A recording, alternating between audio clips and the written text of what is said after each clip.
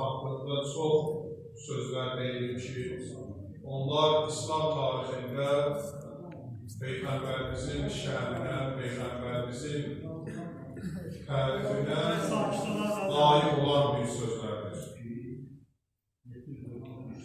Hər bir insan nübüvvət aləmində bütün Peyğəmbərlərə ehtiramla yanaşmalıdır. Bütün Peyğəmbərlərin nübüvvət aləmini qəbul etməlidir. Çünki müqəddəs Quran-ı Kərim Allah tərəfindən nazil olan kitab Peyğəmbərimizə nazil olduqda ilk Peyğəmbərimizin sözü ki, o söz bundan ibarətdir ki, İqra bismi rabbikəl-ləzi xələq.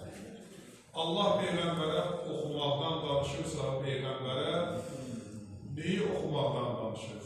Hansı mərhələləri oxumaqdan danışır? Və Peyğəmbərimizdən öncəki Peyğəmbərlər, Peyğəmbərimizdən öncəki tarixlər, Peyğəmbərimizdən qabaq hadisələri Peyğəmbərə nəql edir. Və o hadisələri oxu, yad eləgilə və ya Peyğəmbər, nübüvvət aləminin isə sonuncusu sənsən. Yəni, bütün Peyğəmbərlər silsiləsini Allah Peyğəmbərə nazil edir. Sual yaranar ki, Quran-ı Kərimdə 124 min yox, Peyğəmbərə 25 Peyğəmbərin hadisəsi dəqiq oldu. Və biz baxsaq görsək ki, bu 25 Peyğəmbər hadisəsi demək olar ki, bütün Peyğəmbərlər tarixi ilə bəziləri yanaşı tərzidə gəlir. Bəzi hadisələr uyğun gəlir. Və əsas bu Peyğəmbərlərin hadisəsi isə İslamın əziz Peyğəmbərinə yetişdikdə bu Peyğəmbərlər nübüvvət aləmində sözlərini deyib və sonuncu Peyğəmbərə öz salam və salavatını göndərmişdir. Ona görə bugünkü gün neyinki İslam dünyasında bütün dinlərin tamamlayıcısı, bütün kitabların tamamlayıcısı, bütün əqidə və inancların tamamlayıcısı Həzrəti Rəsul-i Əkrəmin sonuncu mərhələdə Peyğəmbərliyə yetişdiyi gün və nübüvvətin isə Peyğəmbərlik aləmində axırıncı və böyük bir mərhələyə yetişdiyi bir məqamdır. Allah Peyğəmbərlik zirvəsində bütün Peyğəmbərləri seçir. Elə bir Peyğəmbər yoxdur ki, o öz mərhələsində bir məqama Peyğəmbər gələr. Peyğəmbərlər hamısı seçilmişlərdir. Allah tərəfindən onlar hər biri seçilib o məqama gəlib yetişirlər. İslamın əziz Peyğəmbəri də ömrünün 40 yaşına qədər seçilənlərdən olur. Düzdür, biz onun mövzusunda danışdıq. Peyğəmbər bu ömrünün 40 yaşına qədər müxtəlif möcüzə kəramətlər göstərdi. Yəni, o kəramətlər, o möcüzələr Allah tərəfindən Peyğəmbərin nübüvvət aləminə yetişməyi deməkdir. Onun dünyaya gəlməsi, onun dünyaya gəlməsində olan möcüzələr,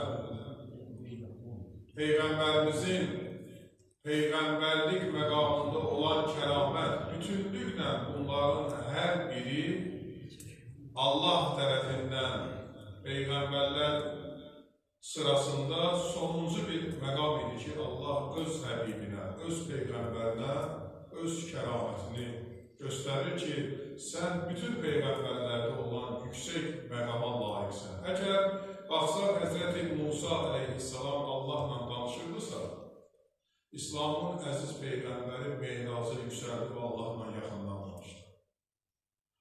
Əgər Həzrəti İsa ruhullah insan dirildirdisə, ölüləri dirildirdisə, Allah mütəal kəraməti də Peyğəmbərə verdi. Peyğəmbər lav olmuşları, gözü görməyənlər və şikəst olan insanlar, həyat tərzində sıxıntı çəkən insanları Allahın Rəsulu neynədir? Diriltdi və onlara həyat bəxş edir. Əgər Həzrəti İbrahim əleyhissalam Allahın dostu idisə, sonuncu Peyğəmbərimiz Allah tərəfindən seçilmişlərin ən alisinə yüksəldi və Allahın dostu məqamına çatdı. Ona görə biz bütün Peyğəmbərlər, nübüvvət aləmində gördüyümüz Peyğəmbərlərin bugün məhbusuna, yəni Peyğəmbərlik məqamlarının sonuncusuna gəlmişik. Biz İslamın əziz Peyğəmbərinin dəyərlərindən danışdıq. İslamın əziz Peyğəmbərinin oxumaq sözünü ki, ilk dəvət etdikdə Allah bəşəriyyəti böyük zəlalətdən qurtarır.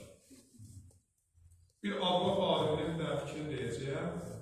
George Mark deyir ki, İslam Peyğəmbəri əgər savadlı bir insan olsaydı, zamanəsində ziyalı bir insan olsaydı, ona iman getirməzdilər. Bilirsiniz nəyə görə? Deyərlər, bu sözləri o özündən deyir. Onun savadı, onun yüksək elmi səviyyəsindədir. Amma Peyğəmbər sallallahu aleyhi və səlləm dediyi sözlər ki var idi, onlar seçilmiş bir sözlər idi. Onlar Allah dərgahında Peyğəmbərimizə nazil olan sözlər idi. O sözlərin tayı bərabəri yox idi.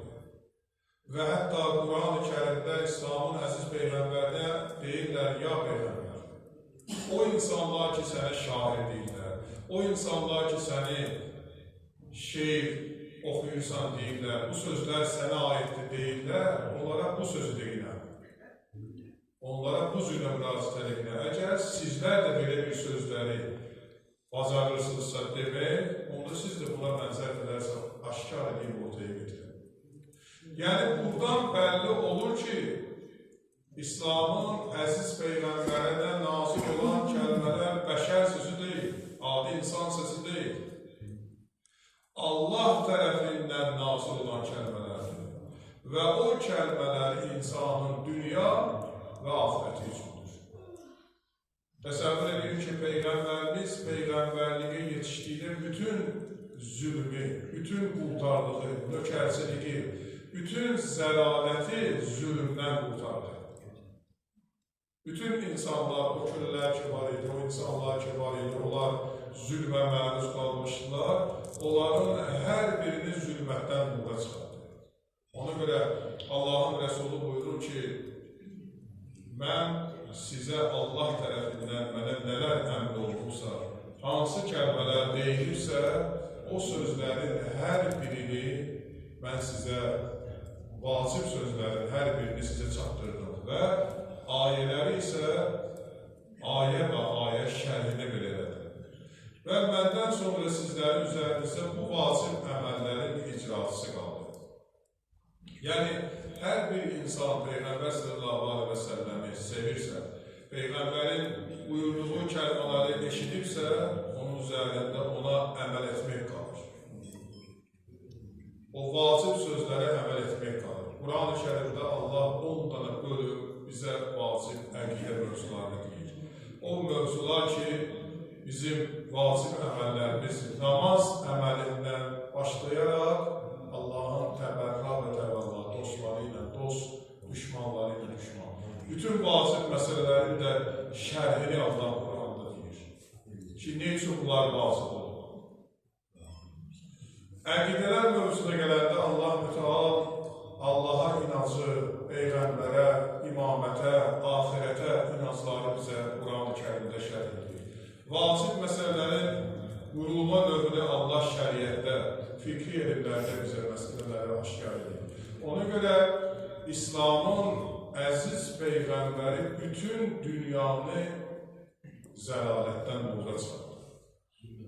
Və Peyğəmbərlik, nübüvvət aləmində Peyğəmbər sallallahu aleyhi və səlləm ömrünün 63 ilinin 23 ilini həsr elədi yalnız insanların hidayət tapmağı və onların Peyğəmbərə verdikləri zülm, onların Peyğəmbərlərə verdiyi əzab, əziyyətə rağmen Peyğəmbər dözsüz çəkmədi və səbr etdi Peyğəmbər.